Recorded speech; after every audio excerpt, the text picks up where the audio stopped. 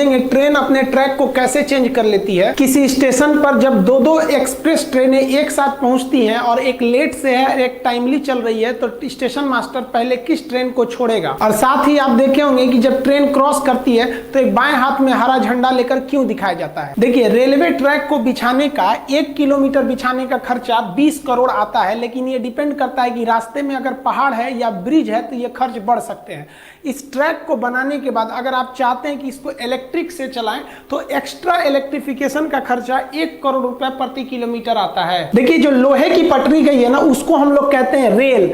इस रेल पे चलने वाली गाड़ी को कहते हैं रेल गाड़ी। अब ये रेल को ऐसे ही बिछा देंगे तो धंस जाएगा। तो इसको आप पढ़े होंगे कि एरिया बढ़ा दीजिएगा तो प्रेशर कम लगता है। तो एरिया बढ़ाने के लिए इसके नीचे स्लीपर बिछाते हैं। पहले ये स्लीपर लकड़ी के हुआ करते थे, लेकिन बरसात में वो सड़ जाते थे, तो बाद में सीमेंट के स्लीपर को लाया गया। तो ये बीच में जो बिछाए गए स्लीपर है, एक रेलवे में जो ट्रेन में स्लीपर होता है सोने वाला वो अलग है, ये लोहे का हो गया रेल, ये स्लीपर। रेल और स्लीपर को आपस में जोड़े रखने के लिए हम यहाँ पर एक क्लिप का प्रयोग करते हैं जो इस तरह से राउंड शेप में घुसा हुआ है, और क्लिप को फास्टनिंग द्वारा कस दिया जाता है। तो ये फास्टनिंग डिवाइस हो गया। रेल ट्रैक के किनारे बड़े बड़े पत्थर बिछा दिया जाता है। इन पत्थरों को हम बैलेस्ट कहते हैं। ये पत्थर कई रीजन से बिछाए जाते हैं, क्योंकि आप ट्रैक को तो ऐसे बिछा दिए हैं, लेकिन उसमें मजबूती कहाँ है? कहीं से बांधे हैं उसको, कहीं से सीमेंट से ढलैया किए हैं? नहीं, तो वो इधर उधर पूरा ट्रैक इधर से उधर हो जाएगा ट्रेन के लोड से, इसलिए वो इधर उधर ना घस के हम लोग क्या करते हैं, ट्रैक पर पत्थर बिछा देते हैं ताकि उसको एक जगह शेप मिल सके। साथ ही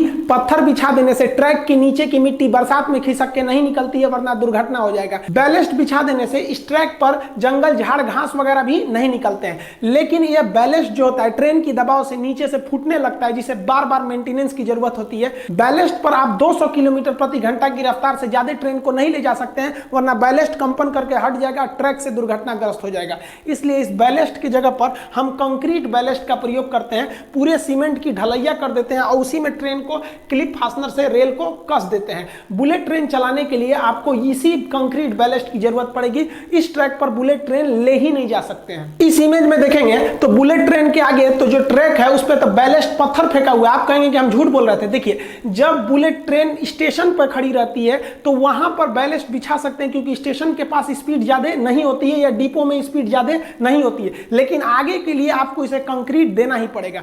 दिल्ली मेट्रो देखेंगे तो दिल्ली मेट्रो का स्पीड ज्यादा नहीं है, फिर भी उसे कंक्रीट बैलेस्ट पे ही ले जाया जाता है, जिसका रीजन यह है कि दिल्ली मेट्रो ब्रिज से ज्यादातर गुजरी है, और अगर इस पे पत्थर रखेंगे तो वो पत्थर नीचे गिरेगा तो किसी का सर फोड़ सकता है, वाइब्रेशन के कारण वो गिर सकता है। लेकिन वही दिल्ली मेट्रो जब जमीन पर चलती है, कहीं कहीं वो जमीन पे है, कहीं सुरंग में है, कहीं ऊपर है, तो जब जमीन पे चलती है, डिपो में चलती है, तो देखिए वहां पर भी आपको बैलेस्ट ही मिलेगा, पत्थर ही मिलेंगे। रेलवे ट्रैक के किनारे आप देखे होंगे जो बैलेस्ट जमा किए जाते हैं वो ट्रेपेजियम के शेप में जमा किए जाते हैं, जिससे कि रेलवे को अपने बैलेस्ट चोरी होने से पता चल सके। उस ट्रेपेजियम के साइड साइड में व्हाइट कलर के चूना से पेंट कर दिया जाता है, और साथ ही ट्रेपेजियम का एरिया निकाल के हम बैलेस्ट के भी पता कर सकते हैं कि कितना मात्रा है बैलेस्ट का। रेलवे स्टेशन पर आप मेन लाइन के किनारे इस तरह से लोहे की पटरी को देखे होंगे कि कुछ मात्रा में फंसा दिया जाता है और 1-2 फीट बाहर निकाल दिया जाता है। ये इसलिए किया जाता है ताकि अगर हाई स्पीड से कोई ट्रेन जा रही है और बाई दी वो एक्सीडेंट करके गिर गई तो रगड़ाते हुए आगे ना बढ़े, बल्कि इसी में फंस के यहीं रुक जाए और दुर्घटना को कम किया जा सके। लोहे के जो रेल होते हैं वो कारखाने में बनते हैं तो 10-20 किलोमीटर लंबे नहीं बनते, वो सेक्शन टुकड़े में बनते हैं। उन्हें हम वेल्डिंग करके जोड़ देते हैं। पहले थर्मल वेल्डिंग से इसे जोड़ा जाता था। फिजिक्स के चैप्टर वेल्डिंग में हम आपको पढ़ा देंगे कि कितने तरह की वेल्डिंग होती है। इस वेल्डिंग के द्वारा इसमें काफी ज्यादा स्मूथनेस आ जाती है, बहुत ही स्मूथ हो जाता है। लेकिन रेल ट्रैक को पूरे यहाँ रास्ते भर में एक ही नहीं जोड़ा जाता है, क्योंकि गर्मी के दिन में लोहा फैलता है। फैलने की वजह से अगर एक ही रेल रहेगा तो मुड़ जाएगा और ट्रेन दुर्घटनाग्रस्त हो जाएगी। इसलिए कुछ जगह पे उसे काट कर हल्का सा गैप छोड़ देते हैं। अब इस हल्का सा गैप से अगर ट्रेन जाएगी तो ये इधर उधर भाग जाएगा, तो इसके साइड में एक फिश प्लेट जोड़ दिया जाता है। तो ये साइड में जो जोड़ा गया है ये फिश प्लेट है, और ये फिश प्लेट को एकदम चिपका के इसमें नहीं, इसमें खाली जगह छोड़ना चाहिए ताकि गर्मी के दिन में फैलने का जगह मिले।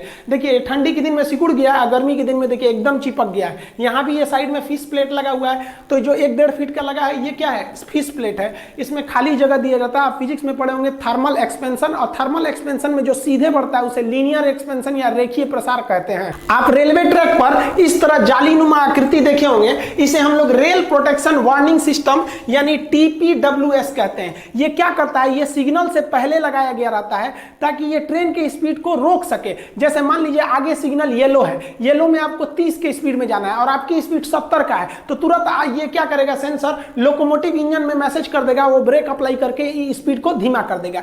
या मान लीजिए आगे का सिग्नल रेड है और इधर कोई 90 की स्पीड में ट्रेन लेके गया, तो ये समझ जाएगा सुजुरा इतना तेज लेके जा रहा है, ठोक देगा आगे जाके, रोक दो इसको, तुरंत मैसेज कर देगा कि सुजुरा आगे सिग्नल रेड है, तो ब्रेक अप्लाई करके ट्रेन को रोके देगा। वहां पर रेल ट्रैक के किनारे आप इस तरह से सफेद पत्थर देखेंगे, इस पे कुछ अंक लिखा रहता है। जैसे मान लीजिए यहाँ लिख दिए 781/7। ये क्यों लिखा रहता है, ये ड्राइवर के लिए लिखा रहता है कि अगर ड्राइवर ट्रेन को लेके जा रहा है और उसे ट्रैक में कोई गड़बड़ी दिखाई देती है, तो उसे गांव शहर का पता नहीं रहता है कि कहां से गुजर रहे हैं, तो वो तुरंत इसी नंबर को देख के इन्फॉर्म करता है कि 781/7 के पास हमने एक गड़बड़ी देखा था, आप उसको तुरंत ठीक कीजिए। वरना ड्राइवर को क्या पता कि किस गांव से निकला है वो। साथ ही इस पत्थर को थोड़ी दूरी पर लगाया जाता है ट्रैक के, ताकि इससे भी ये भी पता चल जाए कि कहां तक रेलवे की जमीन है। इस पत्थर के अंदर का जमीन रेलवे का, बाहर की जमीन गांव की जिसकी जमीन है उसकी हो जाती है। देखिए रेलवे में जो हम एक शहर से दूसरे शहर जाते हैं वो मेन लाइन के थ्रू जाते हैं, ये मेन लाइन सीधे गई रहती है। लेकिन जब स्टेशन पे ट्रेन आती है तो ये कई सारे लूप लाइन के थ्रू आती है। इस लूप लाइन पे हम आराम से चढ़ सकें इसलिए इसके किनारे प्लेटफॉर्म बना दिए जाते हैं। तो मेन लाइन से जहां लूप लाइन चालू होता है उसे हम कहते हैं स्टेशन सेक्शन,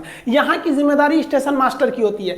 इसके बाहर जब मेन लाइन चला जाता है उसे कहते हैं ब्लॉक सेक्शन। उसके ट्रेन किधर गई ये स्टेशन मास्टर को नहीं पता है, ये कंट्रोलर को पता होता है। कंट्रोलर ट्रेन को ले आता है ब्लॉक सेक्शन से मेन लाइन के थ्रू और यहां पर स्टेशन मास्टर को हैंडओवर कर देता है कि तुम अपने हिसाब से प्लेटफॉर्म देखो कौन सा लूप लाइन खाली है और वहां ट्रेन को ले लो। तब स्टेशन मास्टर पॉइंट मशीन द्वारा इसके ट्रैक को चेंज करता है, कैसे पटरी चेंज करता है उसे अपने प्लेटफॉर्म पर लेता है। देखिए यहां लूप लाइन में एक खतरा हो सकता है। मान लिया कि ये मेन लाइन है, इस मेन लाइन से कोई ट्रेन आई है और इधर लूप लाइन में गई, लूप लाइन में गई और ये जो इसका ड्राइवर है ये पहले ही रोक दिया थोड़ा आगे अपने हिसाब से कि भैया हम रोक दिए, और ये ट्रेन लंबी होने की वजह से इसका पिछला हिस्सा अभी मेन लाइन पर ही है। अब आप बताइए इसका पिछला हिस्सा मेन लाइन पर है और आगे से कोई ट्रेन आ रही है, स्टेशन मास्टर उसको कहा कि भाई तुम्हारा स्टॉपेज यहाँ नहीं है, तुम सुपर फास्ट हो निकलो यहाँ से, तो ये यहाँ से आएगी या धड़ाक से इसके पिछला हिस्सा को मार के तोड़ के निकल जाएगी। तो इसको जरूरी है कि कोई भी ट्रेन प्रॉपरली लूप लाइन के अंदर घुस के स्टेशन सेक्शन पे खड़ी रहे, न कि मेन लाइन पे खड़ी रहे। तो इसकी पहचान कैसे किया जाएगा, तो गार्ड इसकी पहचान करता है। गार्ड को कैसे पता चलेगा कि हाँ भैया हम प्रॉपर स्टेशन पे घुस चुके हैं, तो इसके लिए वहां एक FM लिखा रहता है जिसे हम कहते हैं फॉलिंग मार्क। आप देखे होंगे ट्रेन के ट्रैक के किनारे, तो जो गार्ड का डिब्बा है वो इस FM के अंदर रहना चाहिए। अगर इस FM के बाहर है तो समझ जाइए वो ससुरा लूप सेक्शन पे नहीं है, वो मेन लाइन पे है, कोई ना आगे पीछे आके इनको तूर के चल जाएगा। कभी कभी आप देखे होंगे कि ड्राइवर जो होता है ना ट्रेन का, वो पहले ही ब्रेक लगा देता है और गार्ड से कहता है चेक करिए तो क्या है, तो गार्ड देखता है FM किधर है, देखता है अरे ससुरा FM तो अभी अगवे है, कहता है आगे ले आगे ले आगे ले, अभी ठोक देगा कोनो पीछे से ले आके। तो ड्राइवर जो होता है ना फिर ट्रेन को थोड़ा दूर चला के रोक देता है, तो प्लेटफॉर्म के लोग घबरा जाते हैं, ये माई चला दिलो रे, अरे भाई वो अभी एडजस्ट कर रहा है।